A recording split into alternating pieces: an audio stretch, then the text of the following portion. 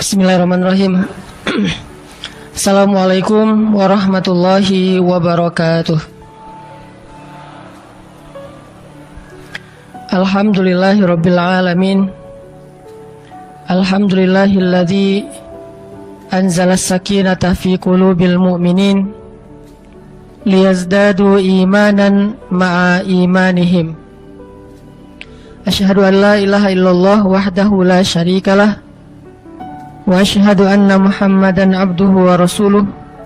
Allahumma shalli wa sallim wa barik ala sayyidina Muhammadin wa ala alihi wa sahbihi ajmain. Teman-teman sekalian yang dirahmati Allah Subhanahu wa taala,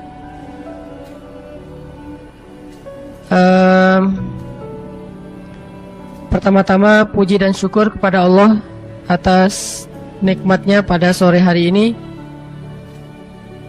Mudah-mudahan sore ini kita mendapatkan hidangan hikmah atau ilmu dari Allah Subhanahu wa taala yang bisa semakin memperbaiki amal-amal hidup kita. Kedua, salawat dan salam semoga terlimpahkan bagi Nabi besar Muhammad sallallahu alaihi wasallam. Dan semoga kita selalu menjadi umatnya yang setia belajar dan meneladani Rasulullah sallallahu alaihi wasallam. Sore ini kita ngebahas tentang apa yang kita cari. Ini tentang apa sih sebetulnya? Apa yang kita cari? Teman-teman nyari apa? Udah pasti. Gak usah dijawab ya, saya udah tahu jawabannya. Nyari ilmu dan jodoh.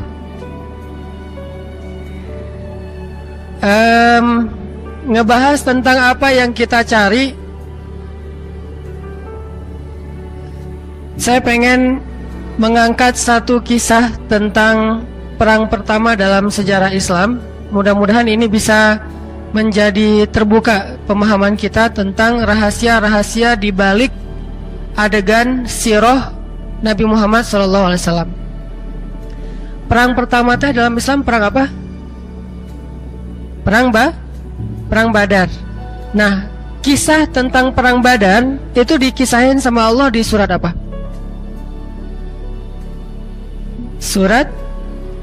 Suratu Badar. Surat Badar. Apa itu surat Badar? Nama lain dari surat Badar itu adalah Suratul Anfal. Surat Al-Anfal. Jadi nama lain dari surat Al-Anfal itu Suratu Badar, surat perang Badar.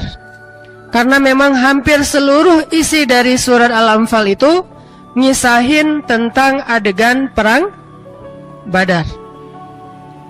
Saya pengen sharing dulu kisahnya. Nanti setelah itu kita coba ambil pelajaran dan apa hubungannya dengan tema apa yang kita cari.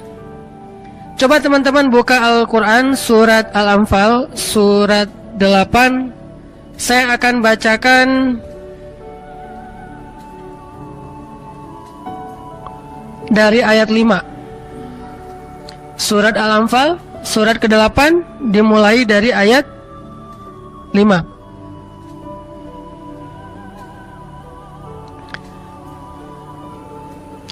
Saya akan baca dari ayat 5 sampai ayat 8. Saya bacakan, kemudian teman-teman mengikuti ya.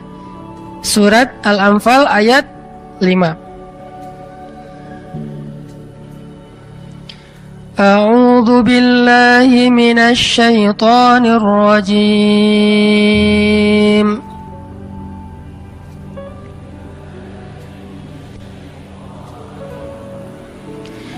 Bismillahirrahmanirrahim.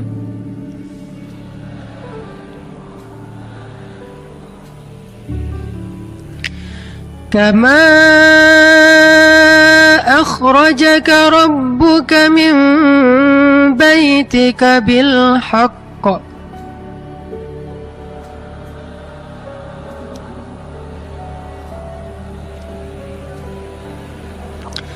wa inna fariqam من المؤمنين لكارهون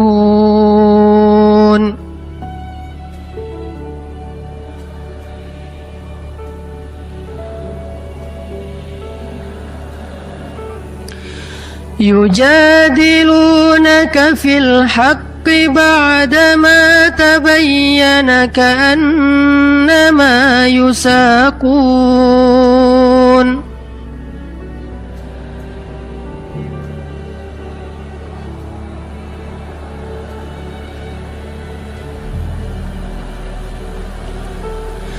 كأنما يساقون إلى الموت وهم ينظرون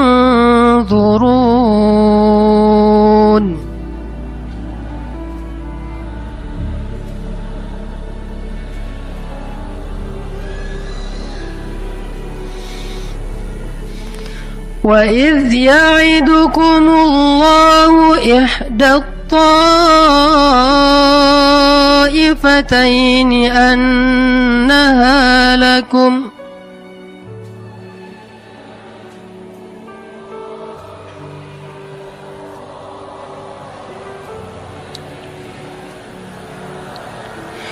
وتودون أن غير ذات الشوكة تكون لكم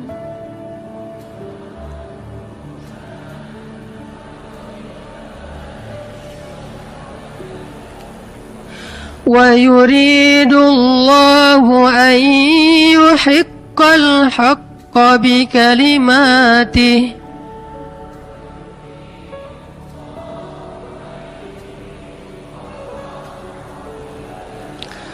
ويقطع دابر الكافرين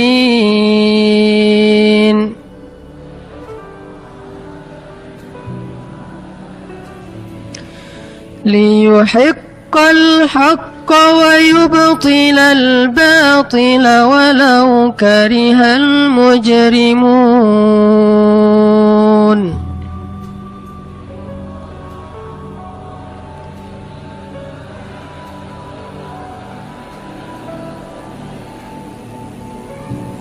Sadaqallahul Azim. Teman-teman yang dirahmati Allah Subhanahu wa taala, surat Al-Anfal ini memang banyak mengisahkan tentang perang Badar. Tetapi kalau kita membaca ayat secara berurutan, itu Allah mengisahkan tentang perang Badar di surat Al-Anfal itu Allah mengisahkan tentang perang Badar di dalam surat Al-Anfal itu nggak berurutan. Jadi ayat pertama justru adegan terakhir dari perang Badar. Karena memang Al-Quran itu bukan buku cerita. Jadi dia tidak fokus dengan alur, tapi dia fokus dengan nasihat dan pelajaran, sehingga alurnya acak. Jadi kalau kita pengen faham surat Al-Anfal, caranya gampang, baca dulu kisah adegan perang Badar. Setelah udah paham perang Badar, baru baca Al-Anfal. Itu insya Allah akan beda banget tuh hasilnya.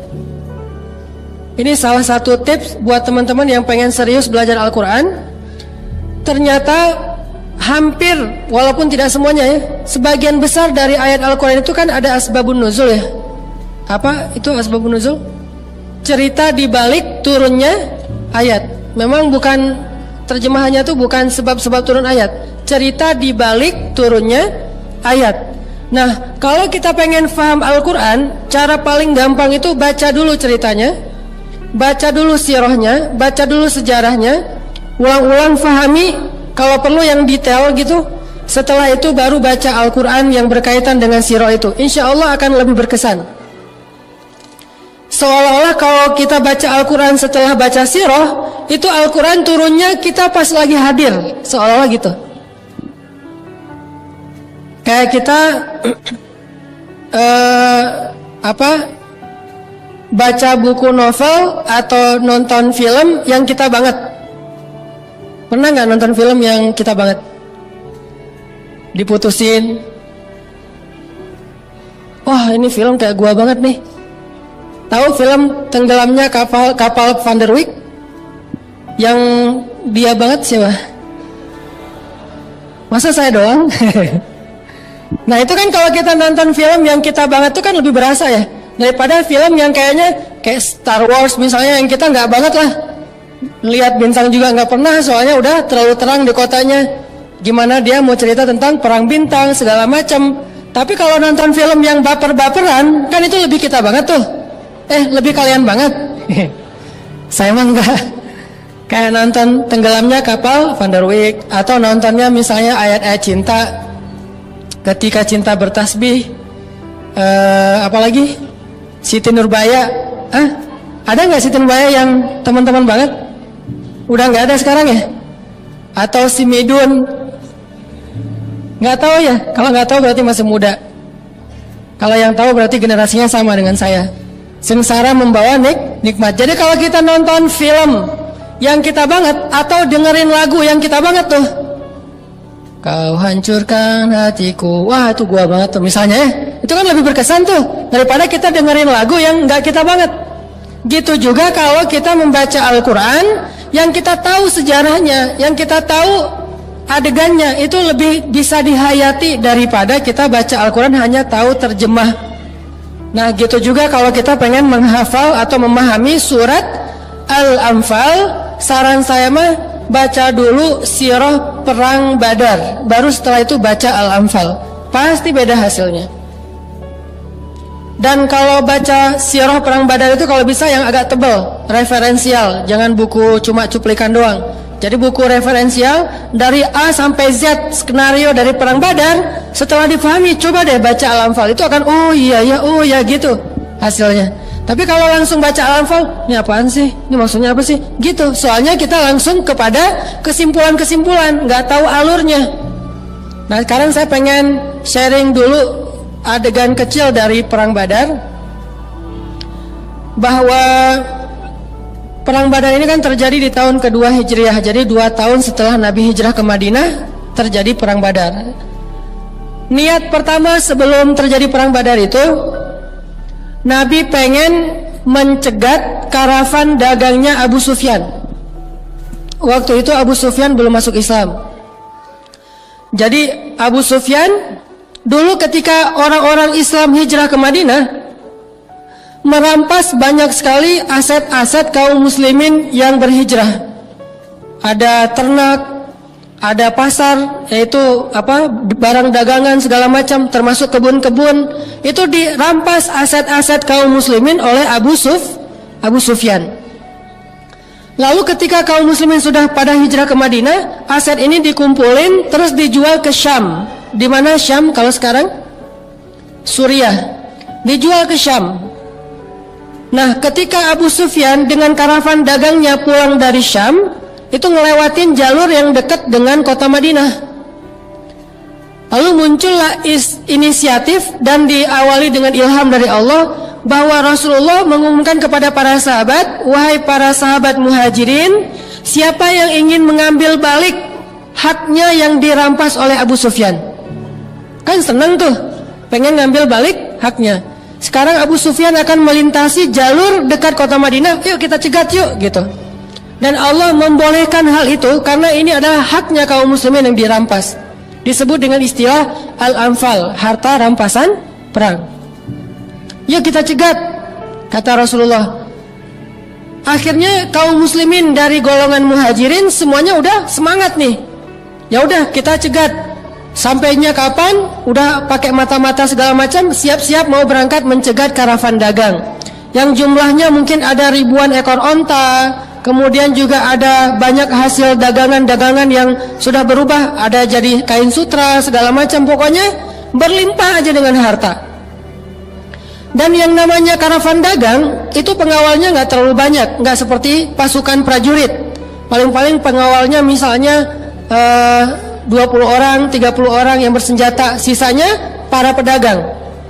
Jadi bayangan kaum muslimin waktu itu ini bakalan mudah nih, cuma mencegat karavan dagang, udah mudah, hasilnya besar. Berangkatlah kaum muslimin dari Madinah mencegat jalur lewatnya Abu Sufyan. Ternyata rencana kaum muslimin untuk mencegat itu ketahuan sama orang Mekah. Mereka juga punya mata-mata. Sehingga akhirnya orang Mekah yang dipimpin oleh Abu Jahal mengumpulkan pasukan militer yang berkuda dengan jumlah 1.000 orang, mau mengawal karavan dagangnya Abu Sufyan supaya tidak berhasil dicegat, dikawal nih. Sehingga Abu Jahal berangkat dengan pasukannya dari Mekah menuju ke titik pencegatan. Nah, ketika Abu Jahal membawa pasukan untuk mengawal karavan dagang Abu Sufyan, akhirnya Allah Subhanahu wa taala memberi pilihan kepada kaum muslimin. Sekarang udah ada 2 target nih. Target pertama, karavan dagang Abu Sufyan. Hartanya banyak, pengawalnya sedikit. Kayaknya lebih gampang nih. Target kedua, Abu Jahal. Itu seluruhnya pasukan militer, prajurit, senjata lengkap, berkuda, jumlahnya lebih banyak, 1.000 orang. Mana yang kalian inginkan, kata Allah. Mulailah Nabi SAW mengumpulkan para sahabat. Yang tadi udah semangat-semangat tuh pengen mencegat karavan dagang ya. Tiba-tiba Nabi kumpulin, wahai sahabat-sahabatku, ini ada sedikit perubahan nih. Ada apa ya Rasulullah? Allah Subhanahu wa taala memberi kita pilihan. Kira-kira menurut kalian ini mau yang mana nih? Sekarang ternyata Abu Jahal juga ngirim pasukan. Kita mending nyegat Abu Sufyan atau nyegat Abu Jahal? Kalau nyegat Abu Sufyan kalian tahu kondisinya, kalau Abu Jahal juga kalian tahu kondisinya. Sok mangga, kalian pilih yang mana? Sok mangga teh bahasa Arab apa? Tafadol. Tafadol, Indomie. Itu doang yang tahu. Udah aja, mangga mau dipilih yang mana nih? Antara Abu Sufyan sama Abu Jahal. Ternyata para sahabat hampir seluruhnya memilih Abu Sufyan. Karena logikanya ini lebih mudah, lebih menguntungkan. Ditambah lagi, bukankah ini alasan pertama kita tadi mau berangkat? Udah ya Rasulullah, kalau bahasa kita mah gak usah labil lah, udah gitu aja, istiqomah gitu ya. Jangan labil, jangan galau lagi. Udah aja, gimana niat awal kita mau mencegat Abu Sufyan, udah aja bismillah ya Rasulullah. Itu bahasa sahabat. Lalu setelah itu Rasulullah berdoa kepada Allah, ya Allah, menurutmu yang mana nih? Ternyata Allah lebih berkenan Abu Jahal daripada Abu Sufyan. Sehingga dengan berat hati Nabi mengatakan, wahai sahabat, ternyata Allah memilihkan untuk kita Abu Jahal, pasukan, bukan karavan dagang. Mulailah para sahabat ada agak-agak sedikit kecewa tuh. Wah, tahu gini, gitu ya. Jadi ibarat kita tadinya udah dikasih angin surga nih, kita ta'arufan aja dulu segala macam gitu ya. Udah dikasih nih angin-angin surga, atau dia ngasih janji-janji palsu gitu kan ya. Jadi kayak misalnya, udah nanti kalau udah kerja, kata calon mertua teh, padahal itu cara nolak yang halus. Udah, kamu kerja apa sekarang? Lagi nyari kerja pak. Oh ya udah, nyari aja dulu, nanti kalau udah dapat kerja datang lagi. Oh gitu pak, alhamdulillah, insya Allah siap pak. 1 minggu datang dia, wah saking semangatnya seminggu dapat kerjaan. Apa kerjaannya? Misalnya pas datang, kerjanya apa? Alhamdulillah pak, saya sudah keterima di sebuah toko. Jadi misalnya penjual di pasar baru misalnya ya, atau di mana jualan. Oh gitu, ditolak lagi, dikasih dengan angin surga yang lain. Oh ya udah, tabung aja dulu biar untuk lumayan, untuk mahar 10 juta. Oh siap pak, 10 juta berarti sekitar kurang lebih 10 bulan lah ya, sebulan 1 juta. Nabung tuh. Setelah 10 bulan, pas datang lagi pak, gimana, saya udah ada nih 10 juta. Maaf dek, dia mah udah dilamar orang. Itu kan berat banget ya. Itu lebih gitu. Hidup berakhir aja. Bayangin, kecewanya sahabat kurang lebih kayak gitu tuh. Karena mereka berharap dapat modal kerja, mereka berharap dengan mudah mendapatkan lagi hak mereka yang dirampas oleh Abu Sufyan. Tiba-tiba rencananya berubah. Yang tadinya pengen ke sana, sekarang belok jadi pengen ke sana. Ngapain juga kita capek-capek melawan pasukan militer, jumlahnya lebih besar, senjatanya lebih lengkap, dan prajuritnya lebih terlatih. Kita jumlahnya lebih kecil, senjatanya pas-pasan, dan bukan militer, sebagian kecil doang yang prajurit, sisanya itu sipil yang gak terlatih dalam peperangan. Ini gimana nih maksudnya? Ini yang direkam di dalam ayat 6, yujadilunaka fil haqq, sampai mereka berdebat kepadamu wahai Muhammad. Sampai para sahabat juga kayak protes gitu. Kalau di zaman sekarang mungkin bentuknya dalam bentuk demo, menyampaikan aspirasi. Yujadilunaka fil haq. Bayangin Nabi juga diprotes dalam bahasa yang lebih santun tapi ya. Cuman bahasa ayatnya yujadil. Yujadil itu mendebat, memprotes, mempertanyakan. Dan Nabi digituin gak pernah bilang, aduh kalian nih bid'ah sama saya. Kan saya mah Nabi, masa kalian protes? Enggak, Nabi terbuka. Apalagi sampai nuduh-nuduh makar kan ya. Wah kalian makar nih mana? Enggak, sama sekali. Ini Rasulullah SAW. Jadi beliau terbuka. Tapi tetap Allah ngasih pelajaran. Yujadilunaka fil haq. Mereka mendebat kamu, memprotes kamu dalam urusan yang benar. Ba'dama tabayyana. Padahal sudah jelas ini perintah Allah. Ka'annama yusakuna ilal mauti wahum yanzurun. Seolah-olah mereka lagi digiring kepada kematian dalam keadaan mereka sadar. Ini kebayang gak nih ilustrasinya? Saking protesnya, seolah-olah mereka lagi protes mau disembelih gak mau gitu. Coba. Yusakun itu kayak hewan yang diikat lehernya terus ditarik untuk disembelih, itu namanya yusakun. Jadi ka'annama yusakuna ilal mauti wahum yanzurun. Seolah-olah mereka lagi ditarik mau disembelih dan tukang jagalnya kelihatan. Coba gimana kira-kira kondisi sahabat waktu itu? Nggak mau banget tuh. Wah, nggak mau, nggak ada yang mau. Kata Rasulullah, wahai sahabat-sahabat, ayo kita ke arah sana. Duh, gimana nih? Gitu coba. Dan itu terjadi kepada sahabat Ahlu Badar.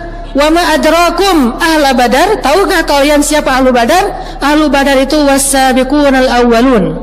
Orang-orang yang awal-awal masuk Islam dari golongan sahabat. Ini senior nih. Tapi itu hal yang wajar, manusiawi. Karena tadi udah dijanjiin pengen yang Abu Sufyan. Jadi seolah-olah mereka itu saking beratnya mau dibawa ke Abu Jahal seperti orang yang mau seperti hewan yang mau disembelih karena saking takutnya. Ini menunjukkan bahwa mental sahabat itu dibangun, bukan ujuk-ujuk langsung jadi orang hebat, enggak. Mereka juga manusia. Dan nanti kita bisa ngelihat ini dalam kehidupan kita. Kadang-kadang kehidupan kita menyuruh kita memilih sesuatu yang kita tidak inginkan. Tadinya pengennya sama ustadz gitu ya, ternyata sama murid ustadz. Ustadz juga calon ya. Atau tadinya pengen sama pengusaha, ternyata sama calon pengusaha. Tadinya pengen sama dosen, ternyata sama mahasiswa. Atau dibalik kali ya. Tadinya pengen sama mahasiswa, sama dosen. Tadinya pengennya sama orang Jawa atau orang Sunda, jadinya sama orang Sumatera. Tadinya pengennya sama menikahnya usia sekian, ternyata harus ditunda gara-gara belum selesai kuliah segala macam. Banyak kondisi dalam hidup kita itu kadang-kadang gak seperti yang kita bayangin. Nanti pertanyaannya sederhana, apa yang kita cari? Untuk mertua nanya kayak gitu tuh, Pak, ini ada pertanyaan dari Ustadz, apa yang Bapak cari? Kalau dia banyak alasannya, udah kita gunakan segala jurus, nolak aja. Udah aja Pak, maaf mungkin terakhir sebelum saya pamitan, ada satu pesan nih dari Ustadz, Bapak baca aja sendiri.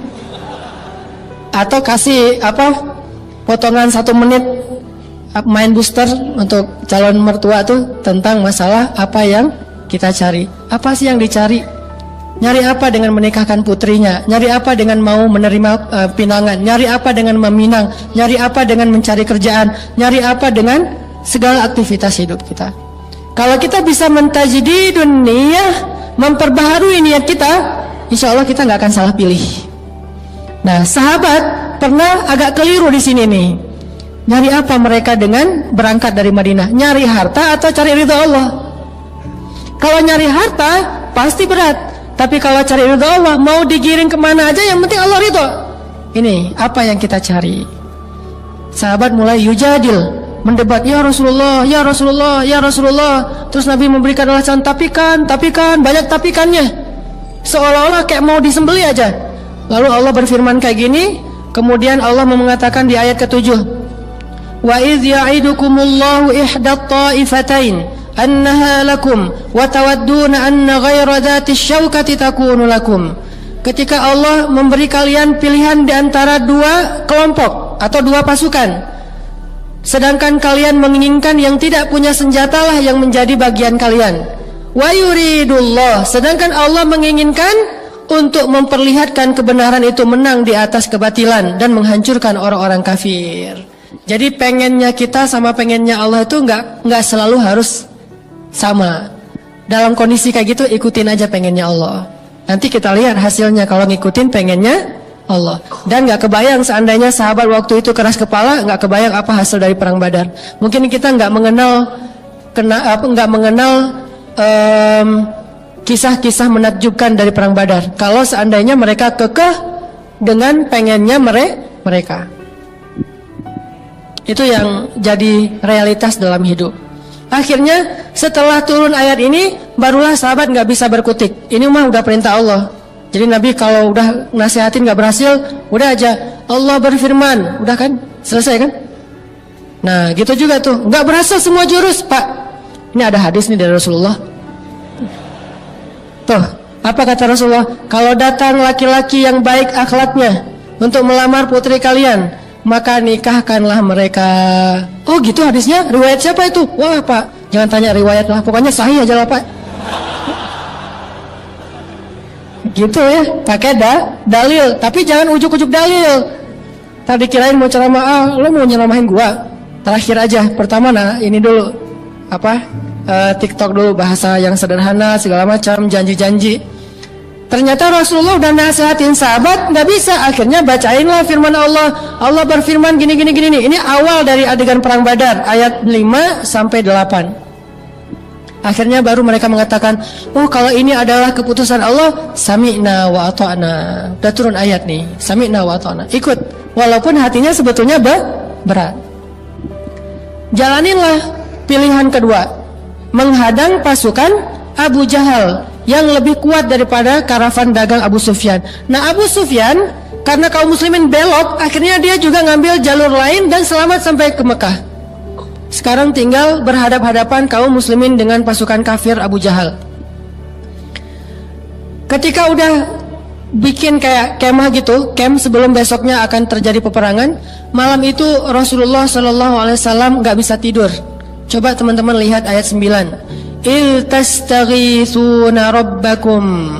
Ketika malam itu kamu beristighosah kepada Tuhanmu. Tastaghithun, bahasa lainnya adalah istighosah. Teman-teman pernah dengar istilah istighosah?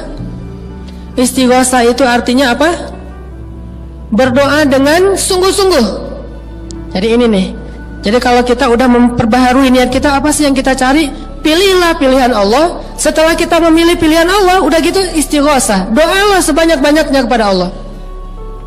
Bilang, ya Allah, Engkau tahu hari ini saya mengambil satu pilihan yang berat, dan itu tidak saya lakukan kecuali karena ingin taat kepadamu ya Allah. Pilihan antara mau pacaran atau mau nikah. Nikah mah sebetulnya belum siap ya Allah, ngomong jadi akrab aja deh daripada terlalu kaku ya. Allah, saya mah kurang siap sebetulnya mau nikah, tapi gimana kumaha tuh ya, yang pacaran nggak boleh, ya udah nikah aja deh ya Allah, saya mah ngikutin gimana maunya Allah aja, kumaha Allah weh ya. Nah Allah suruh nikah, ya saya nikah. Insya Allah besok saya mau datang ke rumahnya ya Allah, tetapi kan yang membolak-balikan hati Engkau ya Allah. Doa tuh istighosah malam sebelum datang. Jadi malam tuh gak usah tidur, besok aja tidur pas ditolak. Gak usah bangun-bangun lagi maksudnya. Jadi kalau malam itu jangan tidur. Kayak Nabi istighosah, istastaghithuna rabbakum. Nabi itu berdoa semalam suntuk, gak tidur sama sekali. Cuma 2 orang yang gak tidur pada malam sebelum terjadi perang Badar, Rasulullah dan Abu Bakar As-Siddiq. Yang lain semuanya tidur lelap. Saking lelapnya, maaf ya ini sejarah, saking lelapnya banyak sahabat yang mimpi basah. Ini godaan setan. Jadi setan juga terlibat dalam perang Badar, bukan cuma malaikat. Jadi orang kafir ditolong setan, orang mukmin ditolong malaikat. Nah cara setan ngegembosin semangat kaum muslimin apa? Dia datang ke dalam mimpi kaum muslimin, membuat kaum muslimin harus mandi janabah, mimpi basah. Sedangkan Nabi berdua dengan Abu Bakar, doa terus, ya Allah, ya Allah. Apa salah satu doa Nabi waktu itu? Ya Rabbi, besok kami akan menghadapi musuh untuk kali pertama. jika besok kaum muslimin binasa, maka aku khawatir tidak akan ada lagi orang yang menyebut namamu di muka bumi ini ya Allah. Maka tolonglah hamba-hambamu ini ya Allah. Terus, please ya Allah, please mahnya sampai pagi please. Terus saja memohon kepada Allah. Aku mohon dengan sangat, kan gitu ya. Gak nyambung ya. Gak tahu filmnya sih. Aku mohon dengan sangat, please ya Allah gitu. Nabi berdoa terus sampai kalau dalam sejarah disebutkan Nabi kan pakai shawl gitu, bukan shawl apa, rida itu kayak shawl atau kayak sorban ditaruh di kepala beliau sampai jatuh sorban itu, dan janggut beliau yang lembut itu basah dengan air mata, terus menangis sepanjang malam. Itu namanya istighosah. Salah satu rahasia kesuksesan Nabi dalam perang Badar. Pakai itu untuk perang.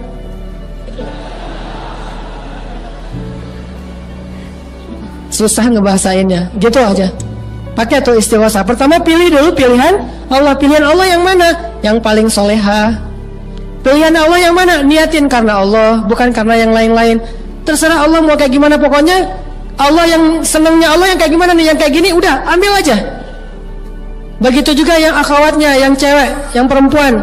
Pilihan Allah yang mana? Yang baik akhlaknya, yang dekat dengan agama Allah, yang dekat dengan masjid, walaupun mungkin secara duniawi kurang mapan. Pilih aja pilihan Allah. Kalau kita libatin Allah dalam pilihan kita, Allah gak akan ngecewain kita, yakin tuh 100%.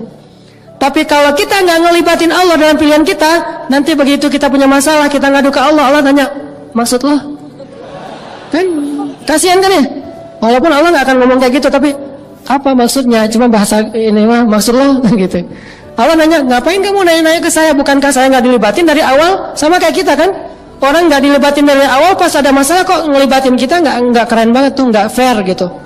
Makanya ketika ada pilihan hidup, libatin Allah dalam pilihan kita. Maka idzan la yudayyi'akallah. Allah nggak akan mengecewakan kamu. Sama kayak dulu saya pernah cerita, Siti Hajar ditinggalkan Ibrahim di tengah bukan padang pasir ya, padang batu. Karena Mekah dengan Dubai itu beda. Kalau Dubai itu pasirnya tuh kayak bedak, halus banget, itu padang pasir. Kalau Mekah batu, lebih panas daripada padang pasir.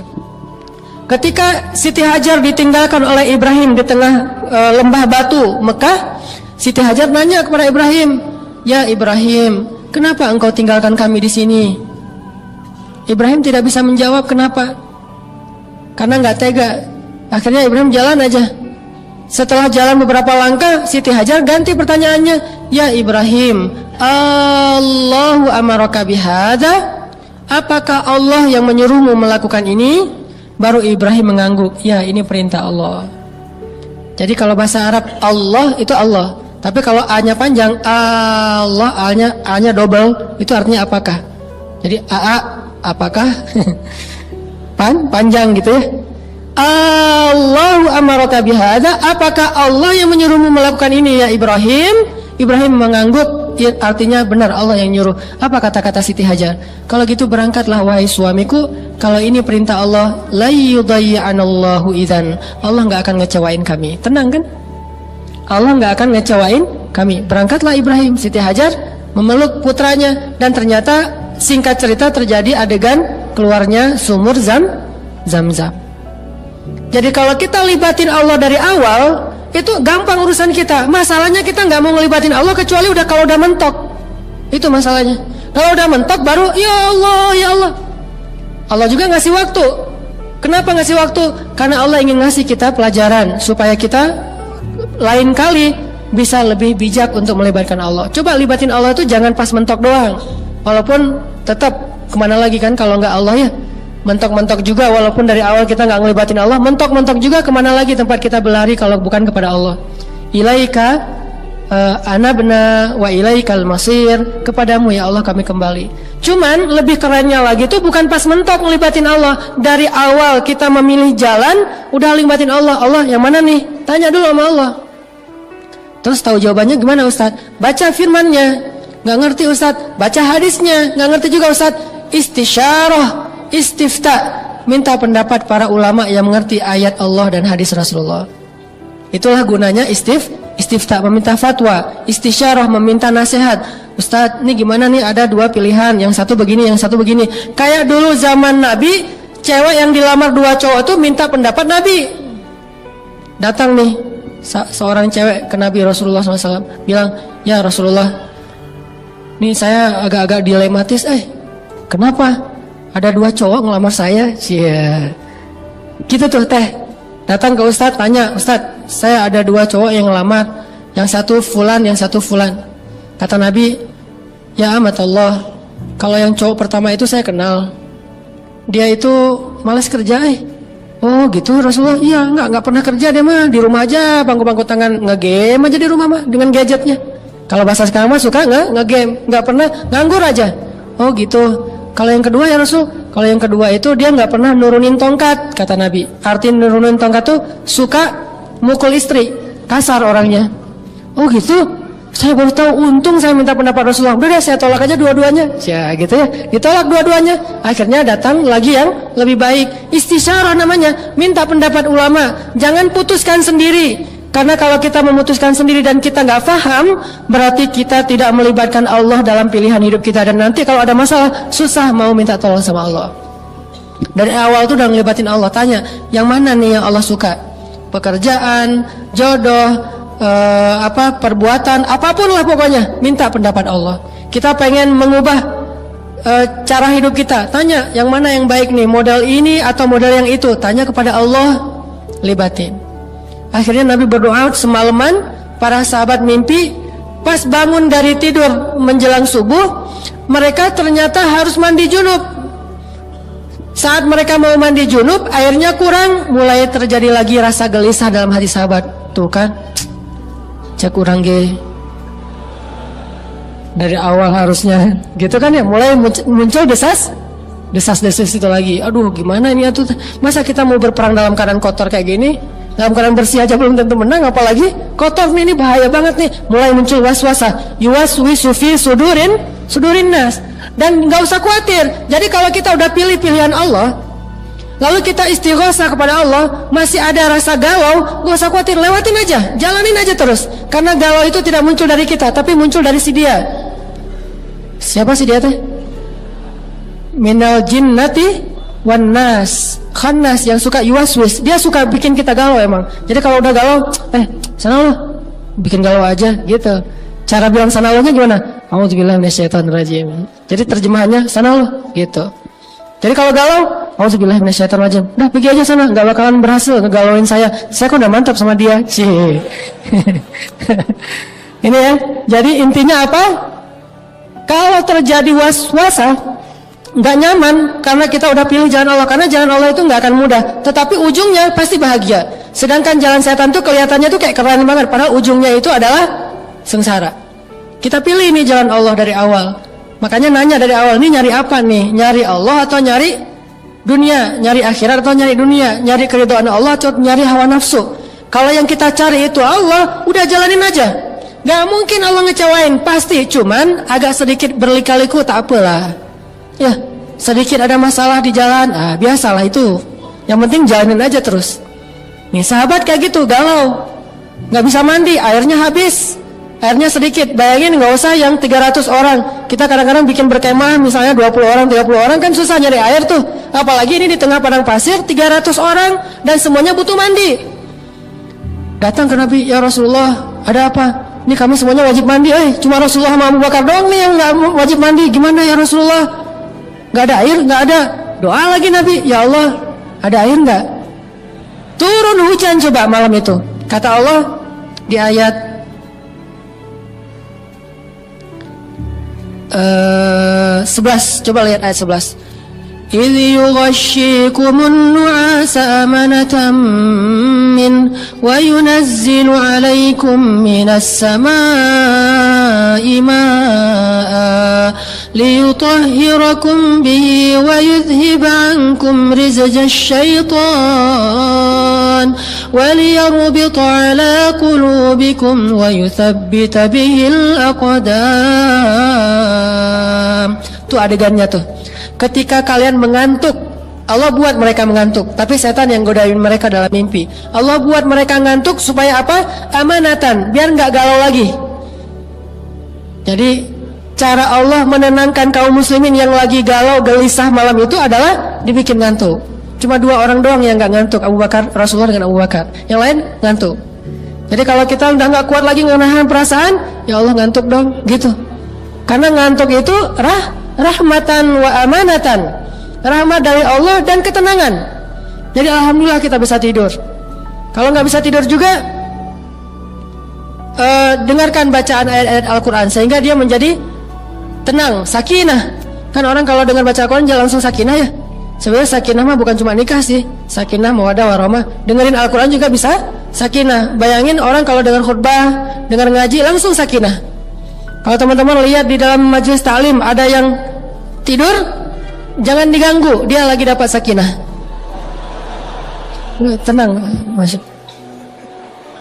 Kenapa pas sudah bubar, ta'lim bubar dia bangun? Karena udah nggak ada lagi sakinahnya. Sakinah itu hanya ada di dalam majelis ilmu. Biarin dia tidur, lagi dapat sakinah. Ada teman kita di sebelah gini aja, sampai kadang-kadang keluar suara-suara gitu ya. Waduh, sakinah banget ya, Masya Allah gitu. Dan kemungkinan lain, kenapa dia dapat sakinah? Karena Allah ingin menenangkan dia, kergalau. Jadi karena dia lagi galau, Allah bikin dia sakinah. Kaum muslimin lagi galau, galaunya bukan masalah apa-apa, masalah besok gimana nih perangnya. Kita belum punya pengalaman, nggak pakai strategi yang matang. Akhirnya Allah buat mereka nuas, ngantuk, tidur semuanya kecuali 2 orang. Ternyata pas mereka nggak bisa mandi, Allah katakan, wa yunazzilu alaikum minas samaa'i ma'a. Allah turunkan untuk kalian dari langit air, sehingga para sahabat semuanya waktu subuh itu mandi air hujan. Bertakbir Allahu Akbar, Allahu Akbar. Ternyata Allah ngasih harapan dengan menurunkan hujan, berarti Allah udah terlibat nih dalam perang Badar. Sejak saat itu Allah sudah terlibat, terbukti itu. Begitu mereka pengen mandi, turun hujan. Udah selesai mandi, sholat subuh, maka kemudian kaum muslimin bersiap-siap mau perang Badar. Mereka sudah berdiri berhadap-hadapan, terjadilah duel awalnya. Duel antara Ali bin Abi Thalib, ada Hamzah dan segala macam melawan pasukan musuh. Dan memang waktu itu gladiatornya emang Ali sih. Dia lagi jadi Achilles gitu, lagi jadi gladiator gitu. Dan kalau bahasa di Al-Anfal mah ayat 12 coba. Ayat 12 terakhir. Wadribu minhum kullabanan fadribu fawqal a'naq. Sampai Allah ngajarin kaum muslimin cara nebas. Saking nggak pengalaman berperang, sampai Allah ngajarin caranya. Kalau kalian mau menebas musuh, sekali tebas dan mati, tebas bagian ininya. Soalnya musuh pakai baju besi, cuma bagian ini yang bagian kelemahan mereka. Sampai diajarin coba di Al-Quran. Fadribu fawqal a'naq. Pukullah bagian leher mereka, sehingga ketika kaum muslimin berperang, mereka ngincernya leher. Soalnya kalau ngincer yang lain semuanya baju besi. Kaum muslimin nggak pakai apa-apa, benar-benar straight banget lah gitu. Jadi benar-benar gaya street. Wah, gua mah street kan nggak pakai pengaman ya, main skate. Kalau street mah masa pakai gini-ginian segala macam, pakai helm gitu kan ya, nggak street kan ya. Itu mah anak klub. Kalau yang anak street mah kalau bisa nggak pakai baju. Jadi makin luka tuh di foto postingin lukanya, wah street gitu, red kan ya. Nah sahabat mah street banget perangnya tuh, nggak pakai pengaman, langsung aja. Nah musuh pakai pengaman, musuhnya anak klub. Sahabat mah anak street. Jadi beda nih, anak klub mah atlet, anak street mah acak-acakan, pokoknya seru aja. Kayak anak bola yang main di dalam klub sama yang main di jalanan. Di jalanan kan nggak pakai sepatu kan? Kalau di klub sepatu, pengaman segala macam. Nah musuh pakai pengaman, kaum muslimin street banget, red gitu ya. Ditebas lehernya. Alhamdulillah Allah mengajarkan cara mereka berperang. Sampai selesai perang Badar, Allah turunkan ketika perang Badar itu malaikat berangsur-angsur turun malaikat tuh. Ini kalau kita libatin Allah, Allah kasih kejutan. Cuman Allah nggak mau ngomong dari awal. Kenapa? Allah kok nggak ngomong sih mau diturunin malaikat? Atau dari gitu kan dari awal juga udah pasti mau lah. Kalau plus malaikat ya, kan awal mah ragu gara-gara 300 lawan 1000. Tapi coba Allah bilang, kalian pilih yang 1000 aja ya. Ntar gua turunin malaikat deh 1000 malaikat. Wah mau dong Allah kalau gitu. Kenapa Allah nggak ngasih tahu dari awal coba? Kan pertanyaannya gitu. Karena Allah ingin melihat siapa yang benar-benar yakin dan berserah diri kepada Allah, siapa yang lebih yakin kepada logika matematikanya. Jadi Allah nggak mau ngasih tahu ke sahabat dan Nabi aja, Allah nggak ngasih tahu siapa. Kita pengen tahu dari awal. Allah, ini kira-kira tapi ntar dibantukan ya sama Allah. Bantu nggak sih Allah? Nggak usah tahu itu, udah aja yakin kalau kita libatin Allah, Allah pasti akan bantu. Ternyata turun malaikat berangsur-angsur, dan dalam riwayat disebutkan malaikat yang turun waktu itu memakai ikat kepala hijau, jubah putih, kemudian malaikatnya bercahaya, turun seperti merpati atau seperti elang yang menyambar, bukan merpati, elang ya, seperti elang menyambar, turun dari langit serentak gitu, ada berapa ratus malaikat, terus lewat, datang lagi berapa ratus, terus aja gitu, kayak gelombang gitu. Jadi swell ya, jadi kayak dapat swell gitu, berangsur-angsur, pesta ombak dari. Nah, akhirnya datang malaikat ngabisin musuh-musuh, dan ini diriwayatkan oleh seorang musuh yang kelak dia masuk Islam. Dia bilang gini, pas terjadi perang Badar, kami melihat ada pasukan berwarna putih, memakai jubah-jubah putih seperti burung, dan mereka mengikat kepala dengan ikat kepala hijau.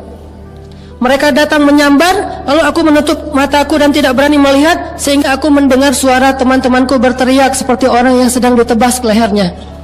Orang-orang musuh, orang-orang kafir itu berteriak karena lehernya ditebas oleh malaikat. Wah, kaum muslimin sebetulnya waktu itu nggak berperang sebetulnya. Cuma mau angkat senjata, udah keduluan malaikat, keduluan. Saking gampangnya perang Badar tuh. Tapi kan ujian mentalnya berat itu ya. Pas perangnya mah gampang, sebelum perangnya ini yang jadi ujian berat. Makanya hidup tuh kayak gitu tuh. Pas mau dijalanin kayak bakalan gimana gitu. Pas sudah dijalanin, ternyata nggak gitu-gitu amat ya. Dimudahin sama Allah. Udah aja dihabisin sama malaikat. Begitu aku buka mataku, kata dia, aku melihat teman-temanku semuanya tergeletak dalam keadaan tidak bernyawa karena sudah dibunuh oleh malaikat. Cuma satu yang tersisa, dan itu untuk menjadi saksi sejarah. Itu cara Allah nolongin. Udah selesai perang Badar, orang musuh-musuh udah pada mati, termasuk Abu Jahal. Setelah selesai, musuh pada mundur, yang masih hidup ada yang ditawan, banyak yang mati. Kemudian terjadilah adegan di ayat 1 surat Al-Anfal. Ngumpulin harta ghanimah, ada yang dapat. Kan orang kafir mah dulu kalau mau berperang tuh bawa serta dewa ya, dewa perang. Jadi dewa perang itu dibawa sama mereka. Pas mereka kalah, mereka lari, dewanya ketinggalan. Nah, dewanya ini terbuat dari emas atau perak biasanya nih. Nah, dewanya pas orang pada lari, dia ketinggalan, nggak bisa lari. Tuh, kok saya ditinggal, kata dewanya teh. Jadi dewanya ketinggalan. Nah, dewa ini termasuk salah satu ghanimah, kan lumayan, emas sebesar seukuran patung gitu. Kalau dipecah-pecahin kan jadi cincin. Cincinnya bagus banget, dari mana nih? Dewa perang. Jadi maharnya dewa perang. Ditinggalin tuh dewa-dewanya tuh, diambil sama kaum muslimin, mau dileburin lagi terus jadi perhiasan. Ada yang dapat onta, ada yang dapat kuda, ada yang dapat dewa, ada yang dapat pedang. Nggak rata. Jadi ada yang dapat miliaran, ada yang dapat cuma berapa puluh ribu. Nggak sama gitu. Akhirnya terjadilah perdebatan lagi. Tadi kan emang niatnya dari awal pengen dapat ghanimah kan? Nih mumpung kita udah ngikutin nih apa maunya Allah, sekarang udah dapat ghanimah, ayo kita ambil. Rebutan udah aja tuh. Pas udah gitu terjadi percekcokan di antara mereka. Ada yang bilang, loh kok saya cuma dapat segini, kamu dapatnya banyak, padahal saya duluan yang paling depan tadi pas perang. Giliran ghanimah kamu aja depan. Ramai aja di antara sahabat. Mengadulah mereka kepada Rasulullah, yas'alunaka anil anfal. Makanya saya bilang surat Al-Anfal ini tidak berurutan secara alur, karena emang Al-Quran bukan buku kisah, tapi kisah sebagai contoh. Kita harus baca kisah dulu baru baca ayatnya. Mereka tanya, ya Rasulullah gimana tuh ini pembagian Al-Anfal kok nggak sama rata? Saya capek-capek berperang nih, lihat nih tangan saya banyak bekas luka, tapi dapatnya cuma segini doang. Dia nggak ada apa-apa, tapi dapatnya banyak. Rame aja. Terus kata Allah, Kul anfalulillahi war rasul. Harta itu milik Allah dan Rasul. Ujian lagi tuh coba. Terutama bagi yang udah ngumpulin banyak, coba. Milik Allah dan Rasul, balikin. Cek gitu. Siapa yang ngomong gitu? Yang dapatnya dikit. Kalau yang dapatnya banyak, diam-diam aja. Kalau yang dapatnya dikit, Allah dan Rasul, ayatnya udah turun loh. Udah aja, ngumpulin. Kan ujian lagi kan? Ini ujian mentalnya berat loh. Makanya hayati tuh perang Badar tuh. Dan mereka tuh bukan basa-basi, memang benar-benar agak lumayan ramai. Buktinya Allah berfirman, fattaqullah wa aslihu dzata bainikum. Damaikanlah urusan di antara kalian. Berarti ada apa? Ada keributan kan ya? Makanya Allah suruh berdamai. Soalnya tidak sama rata. Ketika Nabi bilang ini milik Allah dan Rasul, yang udah dapat banyak agak-agak berat gitu. Aduh, lebar Ini lebar nih, terlalu banyak gini dapat hartanya. Tapi kata Allah, kulil anfal lillahi wa rasul, milik Allah dan Rasul. Ya udah diambil, dikasih ke Rasul. Baru Rasulullah membaginya secara rata. Lalu mereka mengatakan, ya sudah, sami'na wa ata'na. Berkali-kali itu diuji untuk mereka. Makanya perang Badar ini melahirkan veteran yang dijamin masuk surga oleh Allah SWT. Karena ujiannya itu berat. Dan akhirnya mereka lulus, walaupun di tengah-tengah ujian itu manusiawi. Kadang-kadang ada sedikit rasa tidak agak kaget, agak shock gitu. Itu manusiawi. Tetapi tetap dijalanin. Itu yang hebat dari para sahabat. Sehingga kadang kita juga manusiawi, shock, kaget dengan keputusan Allah, kaget dengan kejutan-kejutan yang Allah berikan sepanjang jalan, tapi jalanin aja terus. Karena itulah akhirnya Allah Subhanahu wa taala memberikan kemenangan yang besar. Dan salah satu kemenangannya apa? Kata Rasul, wahai ahli Badar, lakukanlah apa yang kalian suka, Allah sudah memaafkan dosa-dosa kalian yang lalu dan yang akan datang. Itu tuh keren banget. Itulah kemenangannya. Lakukan apa yang kalian suka, Allah maafin kesalahan kalian yang lalu dan yang akan datang. Udah dimaafin semuanya. Sehingga kelak kalau ada ahlu Badar yang melakukan kesalahan fatal, tetap dimaafin. Salah satunya ada seorang ahlu Badar nanti pas Fathu Makkah membocorkan rahasia peperangan Nabi, dan itu hukumannya harusnya hukuman mati. Dia bawa surat dititipin lewat seorang cewek, ceweknya diutus ke Mekah ngebocorin Rasulullah akan melakukan Fathu Makkah. Tapi Nabi kan dapat wahyu. Jadi Nabi dikasih tahu sama Allah, ya Muhammad, tuh ada cewek bawa surat kamu untuk membocorkan rahasia kamu. Nabi ngutus Ali nyari si ceweknya, ketemu di jalan, Bu, apa? Ibu bawa berita apa rahasia Rasulullah ya? Enggak kok, enggak, dia nggak mengaku. Kata Ali, demi Allah Rasulullah tidak mungkin berdusta. Kalau ibu tidak mengaku, saya geledah nih. Karena perempuan itu masih punya kehormatan, malu digeledah. Akhirnya dia keluarkan secari kertas, dari balik rambutnya dia katakan, ini titipan dari seseorang. Dibawa ke Madinah. Di Madinah orang yang menulis surat itu di sidang. Ternyata dia veteran perang Badar. Bayangin, veteran perang Badar pernah melakukan itu. Pas di sidang di depan Nabi, orangnya udah didatangkan. Wah, apalagi yang dilakukan Umar? Umar mah kan langsung ngeluarin, ya Rasulullah, izinkan saya tebas nih leher orang ini sekarang juga. Innahu qad nafaq, dia sudah munafik ya Rasulullah. Kata Rasulullah, tenang Umar, kalem, slow, Wallace ya. Ini mah kita tanya dulu atuh Umar. Ya udah, gini aja Umar teh. Jawara Mekah kan ya? Jawara Mekah dilawan. Nih lihat nih. Ini jawara Mekah. Macam-macam lah sama Rasulullah. Nih rasain nih. Gitu kan? Umar tuh jawara Mekah banget tuh. Duduk aja dia gini nih. Kakinya gitu-gitu. Ngapain nih? Rap. Kirain ngerapin. Terus ditanya sama Rasulullah, kenapa kamu kayak gini? Kan Rasulullah orangnya tuh bijaksana banget, santun. Nanya dulu sebelum memberikan keputusan. Kenapa kamu lakukan ini? Baru dia ngaku, ya Rasulullah, semua sahabat itu punya keluarga di Mekah. Saya khawatir kalau kita kalah perang di Mekah, mereka akan dilindungi oleh keluarganya. Dah saya mah nggak punya keluarga di Mekah, siapa yang akan lindungi saya tuh? Terus makanya saya kasih jasa saya kepada orang Mekah dengan membocorkan rahasia ini. Siapa tahu kalau kita kalah perang, saya mah dilindungi sama orang Mekah. Gitu-gitu amat pemikirannya sahabat ini teh. Padahal itu veteran Badar loh. Oh gitu. Kamu nggak percaya Allah Maha memenangkan agamanya? Percaya Rasulullah, namanya manusia Rasul. Ya udah deh. Kata Rasulullah, ya udah jangan diulangi lagi ya. Ya Rasulullah siap, maafin ya Rasulullah. Cium tangan Rasulullah, sungkem gitu. Kata Umar, Rasulullah nih gimana nih? Kata Rasulullah, ya Umar, dia itu veteran Badar. Tapi dia udah munafik ya Rasulullah. Tapi dia veteran Badar. Emang kenapa veteran Badar? Kan Allah udah berjanji akan memaafkan kesalahan mereka kapanpun juga. Oh, udahlah. Tuh, kemenangan perang Badar, coba bayangin. Kalau kita ngelibatin Allah dari awal, semuanya gampang. Bukankah semua hukum di dunia dan di akhirat ini milik Allah? Suka-suka Allah. Makanya libatkanlah Allah. Tanya lagi dalam diri kita, apa yang kita cari? Allah atau makhluk? Kalau kita melibatkan makhluk, dia kadang-kadang berlepas tangan dari kita. Tapi kalau kita ngelibatin Allah, kita cari Allah, kita niatinnya karena Allah, insya Allah la yudayyi'akallahu idzan. Allah nggak akan ngecewain kita. Itu teman-teman. hubungan antara tema kita dengan perang Badar di dalam surat Al-Anfal. Kalau mau lebih lengkap lagi nanti silahkan baca kisah perang Badar. Lalu setelah itu baca surat Al-Anfal, bakalan ketemu lebih banyak lagi adegan-adegan yang luar biasa. Inilah namanya fiqhus sirah, namanya memahami sirah, sehingga menjadi jalan untuk memahami Al-Quran. Mudah-mudahan ini menyemangati kita untuk untuk mengamalkan menyemangati kita buat untuk bisa lebih baik dalam pilihan-pilihan hidup. Barakallahu li wa lakum. Assalamualaikum warahmatullahi wabarakatuh.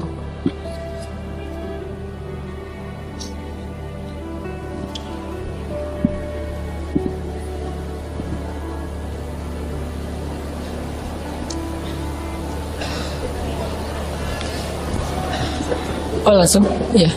Kita tutup dengan sama-sama berdoa. Dan ini waktu antara asar dengan maghrib di hari Jumat, itu waktu yang paling diijabah doa. Jadi setiap hari Jumat itu gunakan kesempatannya buat istighosah. Yang tadi ya, antara asar dengan maghrib. Dan terutama saya selalu ngingetin, yuk kita jangan lupa juga ngedoain saudara-saudara kita di Palestina, di Suriah, di Irak, Rohingya. Karena emang nyatanya kita juga belum bisa jadi relawan ke sana, belum bisa berjihad ke sana, belum bisa rutin menyumbang untuk mereka. Minimal jangan pelit dengan bacaan doa untuk mereka. Karena kadang doa itu juga kadang lebih berharga bagi mereka. Minimal kalau Allah tidak memberikan mereka kemenangan dengan mengalahkan musuhnya, Allah berikan mereka ketenangan dan kekuatan hatinya, dan kemenangan mereka adalah syahid di jalan Allah Subhanahu wa taala. Mudah-mudahan kita bisa benar-benar bisa membantu kaum muslimin di seluruh dunia, sehingga tidak ada lagi cerita kezaliman seperti di Suriah yang setiap hari sampai hari ini juga masih ada berita terupdate walaupun tidak diliput oleh media kita, bagaimana banyak anak kecil yang dibom sehingga putus kakinya, tapi masih merangkak-rangkak cari ambulans ya, jalan sendiri, kakinya dua-duanya udah putus tapi dia merangkak mencari ambulan untuk dapat penanganan. Itu terjadi di Suriah. Jadi kalau kata Nabi, malhamah kubra, di akhir zaman itu akan terjadi perang, namanya perang malhamah kubra. Malhamah itu dari kata lahmun. Lahmun itu artinya daging, tumpah daging, bukan tumpah darah. Dulu saya nggak ngerti apa arti tumpah daging, baru sekarang saya ngerti daging itu berserakan di mana-mana. Baru sekarang ngerti maksud dari hadis Nabi malhamah kubro. Saking luar biasanya daging itu berserakan di mana-mana. Orang nemu kaki, nemu kepala, ini tengkorak tinggal setengah dan seterusnya. Orang diamputasi, dioperasi gitu, dibedah nggak pakai biusnya membaca Al-Quran. Ini semuanya terjadi di Suriah. Makanya jangan lupakan mereka dari doa-doa kita di setiap kita berdoa. A'udzu billahi minasy syaithanir rajim. Bismillahirrahmanirrahim. Alhamdulillahi rabbil alamin. Hamdan yuwafi ni'amahu wa yukafi'u mazidah. Ya Rabbana lakal hamdu kama yanbaghi li jalali wajhikal karim wa 'azimi sultanik. Allahumma salli wa sallim wa barik ala sayyidina Muhammad wa ala alihi wa sahbihi ajma'in. Allahumma ighfir lana dhunubana. Allahumma ighfir lana dhunubana. اللهم اغفر لنا ذنوبنا ولوالدينا.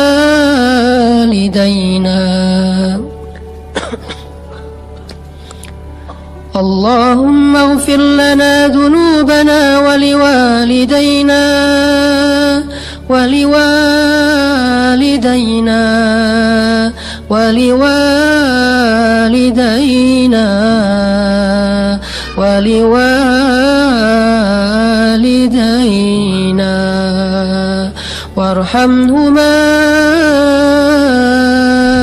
وارحمهما يا رحمن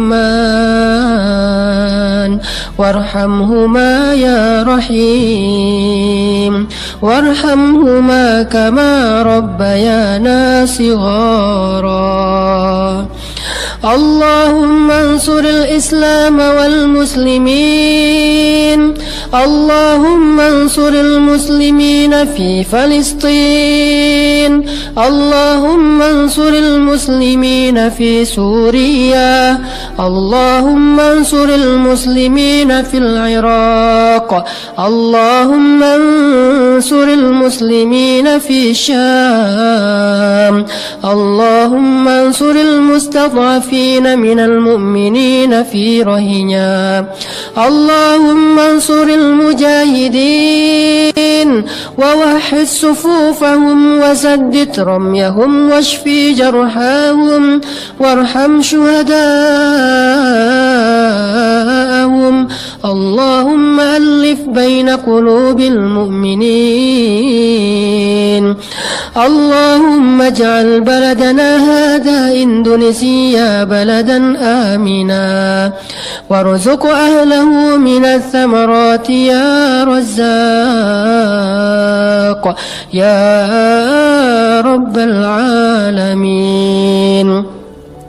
اللهم أعنا على ذكرك وشكرك وحسن عبادتك ربنا آتنا من لدنك رحمة وهيئ لنا من أمرنا رشدا واجعل لنا من كل ضيق مخرجا ومن كل هم فرجا ومن كل عسر يسرا ربنا هب لنا من الصالحين ربنا هب لنا من أزواجنا وذرياتنا قرة أعين واجعلنا للمتقين إماما يا ودود يا ودود اللهم إنا نسألك علما نافعا وقلبا خاشعا وعملا متقبلا ورزقا حلالا طيبا ودعوة مستجابة يا مجيب السائلين